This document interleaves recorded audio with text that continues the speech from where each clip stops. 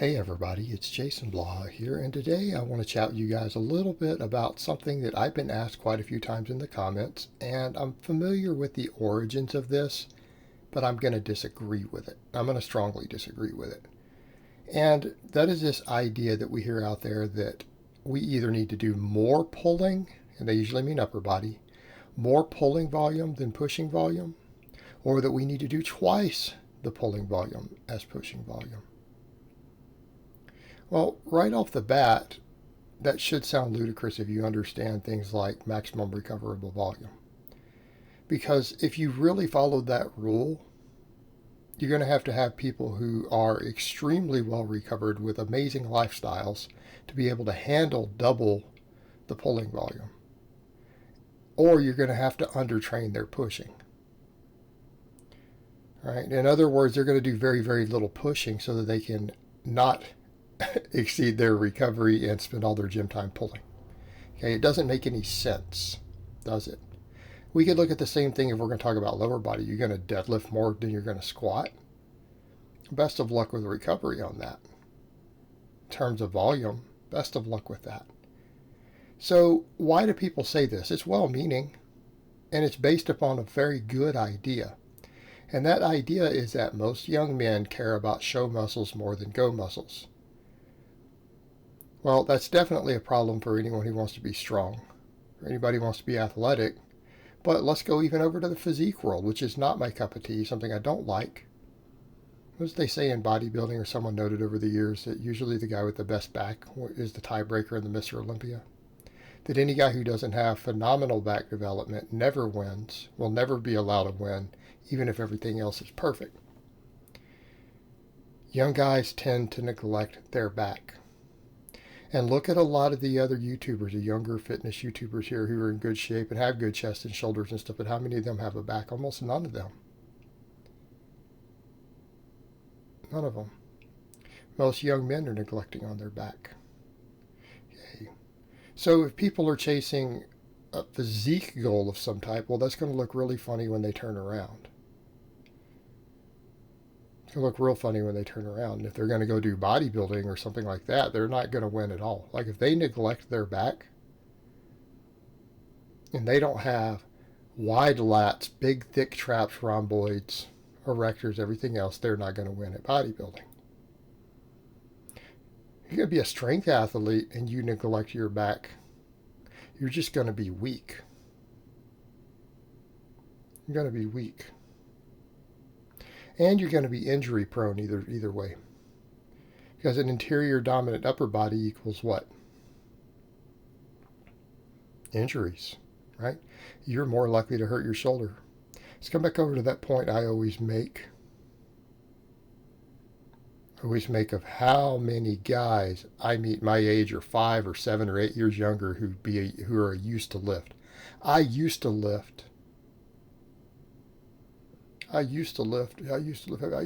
bench this much weight. You look at them now and it's like, well, you just look like a fat guy who's never been in the gym in his life, has never touched a weight. Like you look like you pick up a beer. You do 12-ounce curls, right?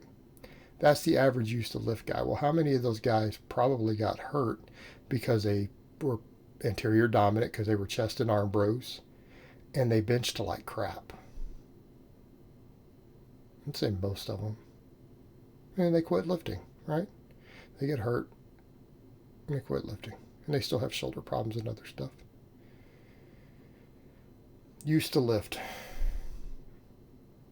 Well, that's largely why it's a big part of it, anterior dominant.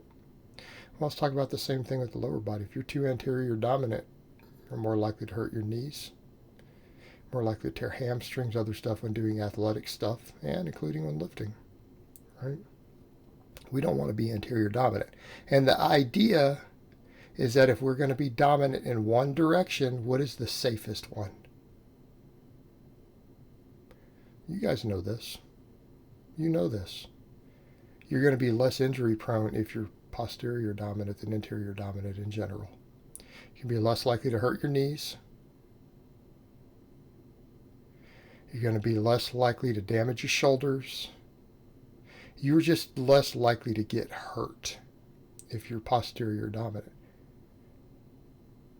And the reason I say that is because being perfectly balanced is difficult. Okay? It's difficult to be perfectly balanced. Best of luck with that. So the whole idea is that if we're going to skew it one direction, we're going to skew it in a direction of posterior dominance. That is the actual motive behind that.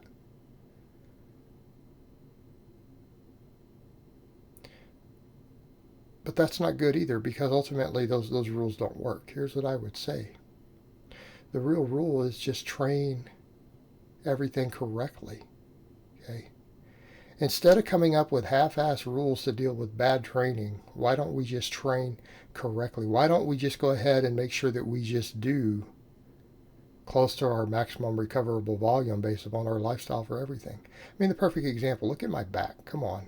I have a better back than I do chest and delts and biceps and all that, right? I mean, I don't think anyone is in denial of that. Keeping in mind, I'm a strength athlete, not a power lifter. But from a development perspective, my back is way more developed than my pecs. A lot of people pointed out my hamstrings and stuff. They're like, your quads are massive, but your hamstrings are bigger. Yeah, they are. They are. Do I really do more pulling than pushing? A lot of times people look at my upper body workout, like these clips right here from the other day, from the same session. 5 sets of floor press, 3 sets of rows, 5 sets of overhead press. Well, the day before I did 6 sets of rows. So if you take that 2 days, because I do pulling most days, right? That's still slightly more pushing than pulling. And then I did a max press on top of that. My pushing exceeds my pulling in most weeks a little bit. But are they really the same? Meaning, are we really going to count an overhead press as the same as a chest press for that? And the thing that I would point out, you take someone like me, or what I do with a lot of my clients, if we're pulling every day and we're doing large volumes of pulling,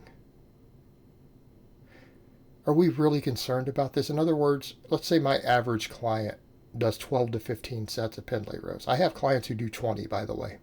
But on average, my clients do 12 to 15 sets of rows or pull-ups every single week. Now, I have clients who do 20 sets of rows, who do some chins at home on top of that. But that's my most extreme end.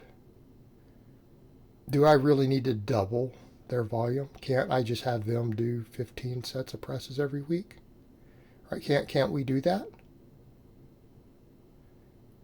Can't those clients do 20 sets? Can't I have those clients do 10 sets of bench press and 10 sets of overhead press every week? I mean, if they're doing 15 sets of rows, their back is not lagging. Is it really necessary? Most of my clients have big backs real quick. One transformation guy, people pointed out his lats were his biggest muscle. Yeah. He still does 20 sets of pressing every week. Not uncommon. Not uncommon for him to do 20 sets of presses every single week. Yet his lats are bigger. Why? Because we give them adequate training volume. Give them adequate training volume. So what we need to think about in these terms is that if you're saying stuff like, well, we got to get these guys to do this, this is what you should do. Well, how about we just tell them to do lots of pulling? Because at a certain point, I hope people realize that beyond a certain threshold, we're only gaining like 1% more muscle. Okay. And if you just have everybody pulling balanced early on, these imbalances are not going to develop to begin with to where we have to come up with these silly rules. Just train correctly. And that's the other point I want to make out. If you have somebody doing 15 sets of rows every single week, there is no way their upper and mid back is going to be a weak link from an injury prevention perspective, even if their pressing volume exceeds it.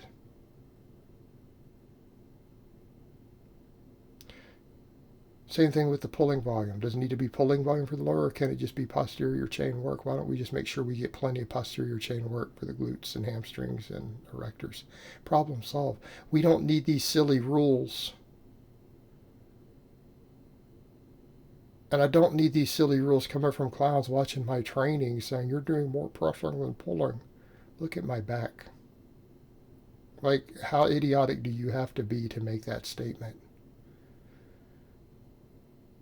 Maybe I need to develop my delts and pecs more because my back overshadows them. And I've never done more pulling volume than pressing volume. I've actually kept them relatively even my entire training career. It's food for thought, guys. All right, guys, but that's really all I have to say on that today. I hope it's been informative, and I will talk to you guys next time.